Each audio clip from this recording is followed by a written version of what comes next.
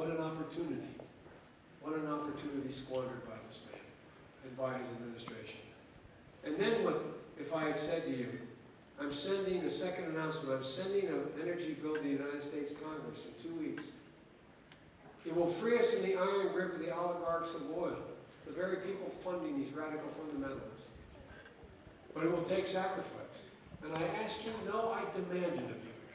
I demand you sacrifice in the name of the unity of this country. Who in America would have said, no, no, no, no. That's too tough. I'm being literal now. I'm not being figurative. I'm being literal. Just imagine. Imagine what we could have done. Ladies and gentlemen, what did he say? He said, fly and go to the mall, literally.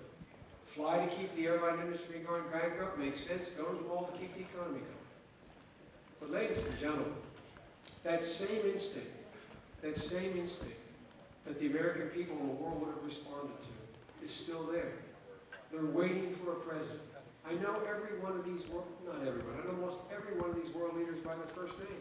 Not because I'm important. I've been a senator since I've been 29 years old. I've been there for 7 presidents. I've sat at conferences and meetings with these very people who are now running their countries. I guarantee you, getting their cooperation will be like pushing on an open door. They resent the fact we're the most powerful nation in the world, but they know we're the only catalyst that has the possibility of changing the direction of the world. So, Senator Biden, do you support $50 billion for global aid? I absolutely do, but you ought to get on to more things, too. What about $4 billion for healthcare system strengthening? Well, more than $4 billion. We need to invest a hell of a lot more than $4 billion. But look. There's a whole lot of things we got to do. But my point is, it's all within our power to do it. Go on my website, joebiden.com.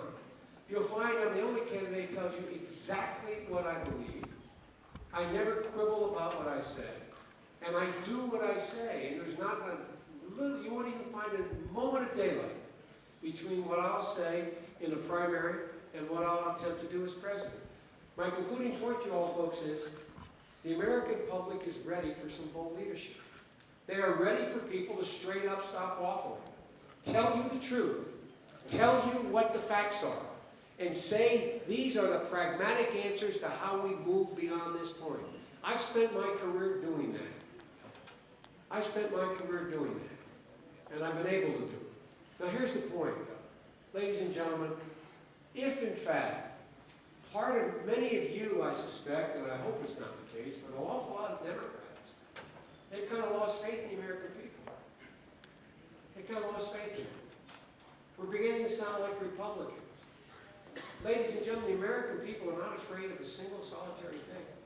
They have got more grit, they have got more wisdom, they've got more courage than either political party gives them credit for. Not once have they ever let their country down. Not once when they've been asked to sacrifice for the greater good. Not once. And the next president, whether he or she is a Democrat or Republican, better understand, in my humble opinion, what lives in the heart of the vast majority of the American people crossing party lines. My favorite poet, all kidding aside, is Seamus Heaney, my favorite modern poet. And he wrote a poem called The Curate Troy.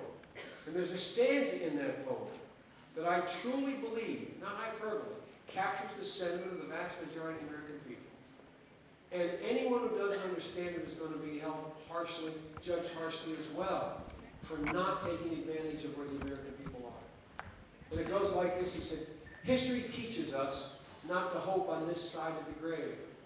But then, once in a lifetime, that longed-for tidal wave of justice rises up, and hope and history rhyme. My plea to you is join me. Join me in making hope and history rhyme, because I promise you, it's in our capacity to do it. And we will be judged by history. Thanks for all of